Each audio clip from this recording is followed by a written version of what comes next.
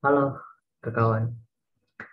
Baik, untuk saat ini channel Bagus Sures kita coba lagi dan terus mencoba tetap konsisten di seperti sebelumnya di video sebelumnya bahwa kita ingin membuat karya-karya yang bisa bermanfaat dan tentu masih bersama dengan co-host Bro Wardiman. Gimana kabar Bro? Baik, baik, baik, Pak. Siap. Jadi mungkin untuk bisa bukan tema sih, tapi untuk kali ini agak sedikit berbeda karena kita akan bahas produk ini atau perusahaan yang besar. Ini dari sudah lama sekali lah. Jadi produk itu adalah atau perusahaan itu adalah Revlon. Revlon ini baru-baru ini dikabarkan bangkrut dan ini mengejutkan beberapa pihak, bro. Setelah membaca beberapa rilis karena umur dari perusahaan ini di Amerika sana itu sudah sekitar 90 tahunan dan pada akhirnya mengajukan kebangkrutan pada Juni lalu dan ini sangat sangat memukul atau mengejutkan pasar dan orang yang bergelut di sana. Jadi bangkrutnya Revlon ini mengejutkan banyak kalangan, terutama penggemar kosmetik produknya. Perusahaan yang telah berdiri selama 90 tahun ini bangkrut lantaran kesulitan dari pasokan bahan baku global. Jadi memang Bro Wardiman, perang Ukraina dengan Rusia itu dan banyaknya isu global termasuk pangan yang sedang didengungkan dan kebangkrutan seperti negara Sri Lanka memang juga sangat berdampak ya.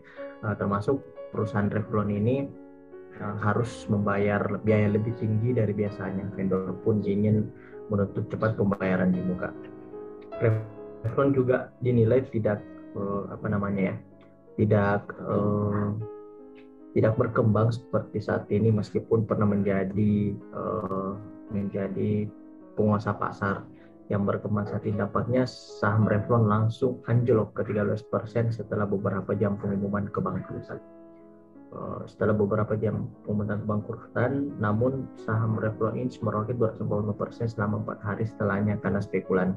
Jadi di pengadilan kepailitan AS itu untuk distrik New York Selatan, Revlon mendaftarkan aset dan kewajiban antara $1 sampai $10 miliar. Hutang ini sudah terjadi sejak pengelolaan Debra Perelman sejak 2018 hingga saat ini hutang itu mencapai 3,3 miliar. Jadi bisa kita catat bahwa salah satu alasan mengapa Revlon atau perusahaan raksasa di bidang kosmetik ini bisa bangkrut adalah hutangnya.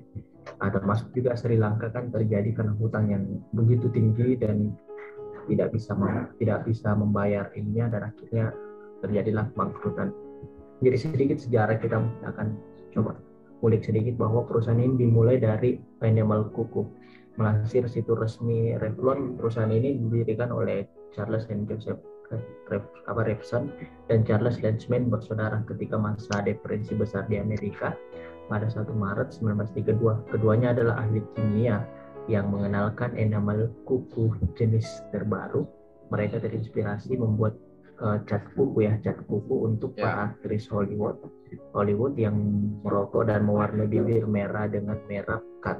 Pada saat itu, menurut pendiri Revlon, warna merah ini membantu aktris tampil berwarna dan di televisi di televisi hitam putih waktu itu. Dan pada tahun 1937, Revlon mulai menjual produk kosmetiknya ke banyak gerai salon di toko kecantikan Amerika. Tidak hanya produk enamel kuku saja, mereka mengembangkan dirinya, memperkenalkan lipstick dan mempromosikannya pada kampanye Lips and Fingertips pada 1939. Dan selama Perang Dunia II, Revlon membantu tentara Amerika Serikat menciptakan berbagai produk untuk orang-orang terhormat Angkatan Laut dan Angkatan Darat AS, memberikan penghargaan untuk keunggulan produk itu.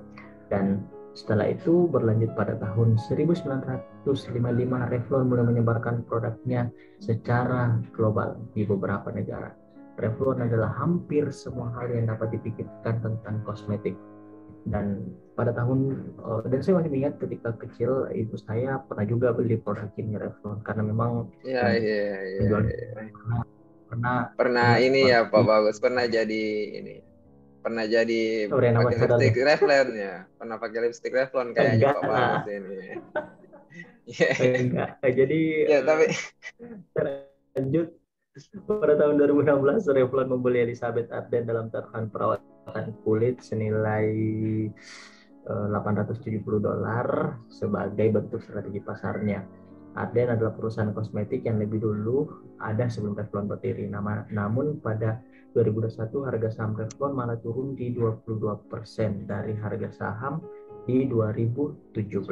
Sebaliknya, pesaing seperti CoverGirl milik Coty Inc., Coty N telah mengambil sebagian pasar Revlon dengan cara berinvestasi besar-besaran untuk meningkatkan pasokan. Jadi bahkan seperti Reuters menulis pandemi COVID-19 juga menjadi faktor besar dari kebangkrutan Revlon. Sejak 2020, Revlon telah memperpanjang waktu pengiriman kapal dan mendorong biaya pengiriman. Sedangkan invasi Rusia terhadap Ukraina dan penguncian di Shanghai telah gangguan rantai pasokan. Jadi memang berwarna lockdownnya Shanghai, supply chain manajemen sangat panjang dan hutangnya begitu tinggi, tidak mampu bersaing dengan pendatang baru, terus apalagi namanya ada perang di Ukraina dengan Rusia, itu ya, itu adalah faktor-faktor yang membuat Revlon akhirnya mengajukan kebangkrutan dan saham Revlon sampai hari ini itu menjadi sebanyak 44% sebelum pengajuan kebangkrutan. ya, Sementara setelah pengajuan kan kembali ke 13%. Namun setelah pengajuan kebangkrutan ini ya karena perusahaan ini berskala internasional terkecuali untuk wilayah Kanada dan Inggris, tapi di wilayah lain melansir dari Plymouth.Derald.co.uk, krisis yang dialami Revlon membuat pasokan produk sulit memenuhi kebutuhan konsumen. Jadi memang cantik itu mahal ternyata. Cantik itu ya. mahal dilihat dari produksi dari sebesar Revlon ini pun menghadirkan yang terbaik untuk para perempuan, tapi ada jalan yang mesti ditempuh oleh salah satu perusahaan ini. Mungkin itu sedikit dari saya untuk kita bisa lebih jauh berdiskusi, bro. Itu sih Ya. sedikit dari Revlon yang mengajukan kebangkrutannya. Jadi Tapi perempuan dimanapun berada, cantik itu mahal sekali lagi. ya, tapi kalau kita lihat ya, kan apa ya, kalau dilihat dari ini kan sebenarnya kayak teori berulang aja dari perusahaan-perusahaan ternama ya. Karena kalau dipikir kelihatannya kan seharusnya secara logikanya kan, kalau semakin tinggi perusahaan itu, semakin besar juga perusahaan itu, pasti seharusnya cost efisiensinya itu semakin tinggi kan. Artinya cost yang digunakan dalam bidang produksinya itu seharusnya semakin rendah karena dia ceritanya skala besar. Anggap aja kayak kita beli ke pasar, kita beli satuan 1 kilogram gula dibedakan sama kalau kita beli 1 karung kan. 1 karung mungkin lebih murah ya, dapat selisih mungkin dari situ 1 karungnya karena mungkin dari segi kemasan pun kita cuma modal 1 karung, yang satu modal satu plastik 1 kilogram kayak gitu kan. Nah, yang masalah kemudian adalah kalau melihat dari teori-teori terkait dengan perusahaan, yang terjadi malah sebaliknya. Pada saat perusahaannya semakin di atas, itu malah terlepas dari cost efisiensi produksinya rendah, tinggi, tapi ternyata harga produknya itu kan nggak sama kan, kayak apa ya, seumpama brandnya belum terkenal, oke lah harganya murah kan, tapi pas brandnya sudah terkenal, apalagi yang di bidang-bidang fashion, bidang kosmetik itu polanya selalu gitu, beda sama bidang-bidang lain mungkin ya, tapi kalau saya lihat di bidang kosmetik sama baju itu kayak gitu. Jadi kalau pas di awal harganya murah kan, merek ini ternyata bagus, tapi pas berlanjut hingga seumpama sudah mendunia mungkin, Indonesia mungkin, itu langsung harganya naik gitu. Saya nggak tahu apakah ini cuman permasalahan strategi, tapi apabila strategi itu yang dipakai ya, ini kan ceritanya ini perusahaan sudah 90 tahun dan pasti harganya agak di atas kan ketimbang dengan perusahaan-perusahaan yang awal yang menggunakan strategi yang sama, yang pakai seumpama harga-harga rendah untuk bisa tarik pasar ya kalau dilihat. Dan kalau dilihat lebih jauh lagi, ternyata harga mahal walaupun kita punya brand bagus itu belum tentu, apalagi kalau dilihat dari faktor-faktornya yang tadi ya Pak Bagus ya. Atau gimana tuh? Karena saya pikir iya sih, kembali lagi kan, kalau semakin tinggi brandnya kan kita juga mau semakin menarik keuntungan banyak kan, tapi ya gimana ya, itu agak ini. Jadi ini berpengaruh juga ternyata ke tempo scan atau ke SPC tadi, karena memang uh, Revlon ini punya punya sesuatu yang lebih besar untuk membuat banyak perusahaan yang menjadi pendistributor di negara-negara lain ikut anjlok begitu. Bagaimana kalau seperti itu, Bro? Karena memang saya lihat jalur distribusi Ya, ini menjadi sangat penting untuk produk-produk yang sudah mengglobal. Jadi ketika ada sedikit saja krisis atau kayak misalnya lockdown kayak Shanghai sebagai pelabuhan terbesar di ya, Republik Rakyat Tiongkok sana, sangat berpengaruh sekali untuk di distribusi, bahkan bukan cuma produk kecantikan. ya. Mungkin cuman spekulasi ya, tapi coba kita breakdown sedikit lah ya. Kan ceritanya kan apa yang menjadikan sebuah perusahaan itu sustain? Itu supply chain-nya kan, anunya kan, apa ya, cash flow-nya kan. Jadi kalau seumpama cash flow-nya perusahaan itu baik, normal, artinya yang keluar itu mungkin cukup, yang masuk pun cukup, itu aman-aman saja kan perusahaannya. Terlepas dari jumlah hutangnya mungkin ada di kisaran berapa begitu. Nah, yang masalah kemudian saat terjadi supply chain ini, yang stopnya supply chain ini adalah innya yang berkurang.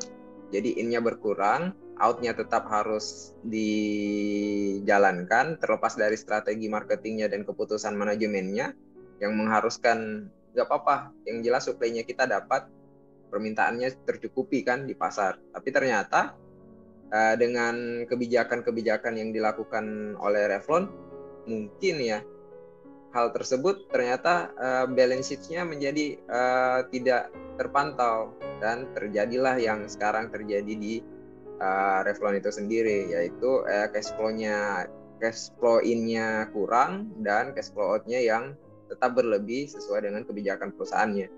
Nah, tapi kalau dipikir juga ya, kalau melihat arah dari supply chain kan seharusnya kalau ini kan perusahaan produsen, pasti yang ditarget untuk menjual kan pasti supplier kan. Artinya kalau kita bercontoh di Indonesia, terlepas dari produk apa yang dibuat sama Revlon, seharusnya kan yang bertanggung jawab terhadap penjualan terbesar itu kan yang di Indonesia doang.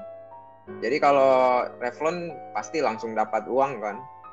Nggak mungkin dong Revlonnya nggak dapat duit langsung, pasti dari supplier. Nah, supplier lah yang kemungkinan harus putar otak untuk menjual produknya kan. Contoh kayak gitu ya. Kita kan nggak tahu ya di balik layar seperti apa, tapi contoh seumpama begitu sistemnya. Nah, berarti Revlon bisa jatuh seharusnya kelihatannya itu apabila perusahaan suppliernya itu jatuh.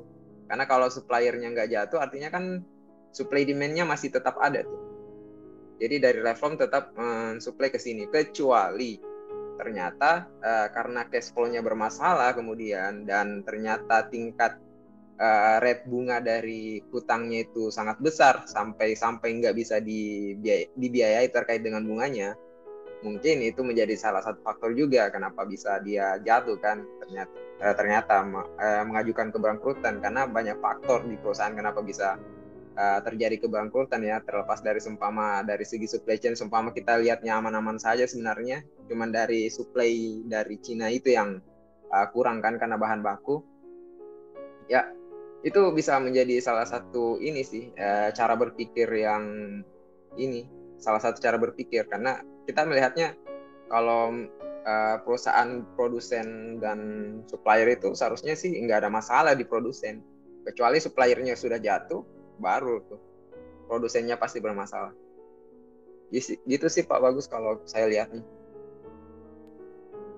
Jadi kebangkrutan itu kalau dari beberapa yang dilansir termasuk misalnya negara bisa bangkrut karena kan mungkin tidak ada ya negara yang tidak punya hutang mungkin ya. Mungkin ya bahkan Ya, seperti negara Jepang pun itu hutangnya sangat tinggi besar. gitu. Jadi memang tapi yang paling penting adalah bagaimana hutang itu bisa membantu membantu negaranya atau proses menjaga uang dan negara untuk supply and demand-nya itu terpenuhi. Jadi bukan soal setinggi tingginya hutang selama dia bisa membayar dan mengolah utang itu menjadi lebih produktif ya tidak masalah begitu. Cuman kembali ke Revlon tadi bahwa Revlon ini adalah kenapa saya coba ngangkat bro karena di bisnis kecantikan itu kata sebagian teman-teman saya adalah bisnis yang lagi naik daun juga. Iming-iming menjadi lebih baik, lebih cantik dan lebih cantik itu kalau anda kutip ya, biasa orang bilang putih Ya, dan putih makanya ada skincare. Dan itu lagi di Indonesia itu banyak sekali produk itu muncul, produk skincare, produk klinik, produk kecantikan lain. Revlon pun sebagai produk kecantikan saat ini tidak bertahan karena memang kalau dilansir dari beberapa berita memang adalah bahan, bahan baku yang naik karena jalur distribusi yang pernah bermasalah. Terus perubahan regulasi pembayaran yang ya, dulunya bisa dihutang lebih lama, ini banyak yang minta pembayaran di depan. pemain di depan.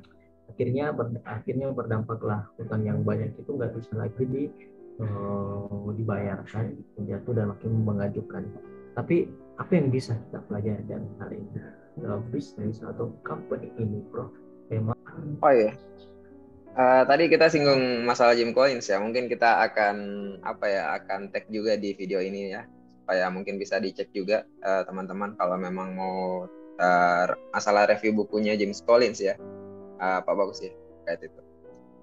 Kalau kita sih sebenarnya sih udah cukup sih Pak Bagus. Cuman kalau lihatnya memang ini kan permasalahan manajemen hutang ya, karena pada akhirnya semakin tinggi perusahaannya itu pasti hutangnya pun semakin bertambah ya. Saya nggak pernah lihat tuh perusahaan yang hutangnya rendah. Kalau dia skala internasional ya, saya nggak pernah lihat. Yang ada itu kapitalnya memang bertambah, seumpama dia kapital 1 triliun, tapi utangnya pun ya dekat-dekat juga sih tuh. Mungkin gitu, tapi karena kemampuan dari finance-nya mungkin yang baik dalam proses manajemen duitnya, makanya mungkin itu aman-aman saja dan lebih sustain. Tapi kalau memang yang seperti Bapak Bagus bilang tadi ya, kalau ternyata strategi yang diambil itu salah dan ternyata langsung berpengaruh secara dominan terhadap dengan cash flow-nya, pasti pada akhirnya kebangkrutan harus diambil. Apalagi ini kita berdasar PT ya, kita tidak mungkin perusahaan ya, jadi nggak mungkin lah ya, yang ikut itu tertarik juga ke kekayaannya pemiliknya mungkin. Seperti itu mungkin Pak Bagus. Ada lagi yang mau mungkin bisa langsung aja disimpulkan. dulu kalau dari saya pikir kesimpulannya adalah selain memiliki company besar, selain memiliki pemimpin level 5 atau pemimpin yang baik, bisa membangun timnya karena bukan hanya pemimpin tapi tim level 5 pun juga penting dan tim level 5 itu harus memahami soal jalur keluar uang tadi supaya bisa mengamankan produksi dan penjualan, tentu kapitalnya juga harus bisa bertahan. Mungkin itu saja bro, sekian kita berbagi hari ini dan terima kasih atas waktunya bro teman dan semoga video ini bermanfaat untuk kawan-kawan semua. Saya dan teman melaporkan dari channel YouTube Bagus Suez. See you next time.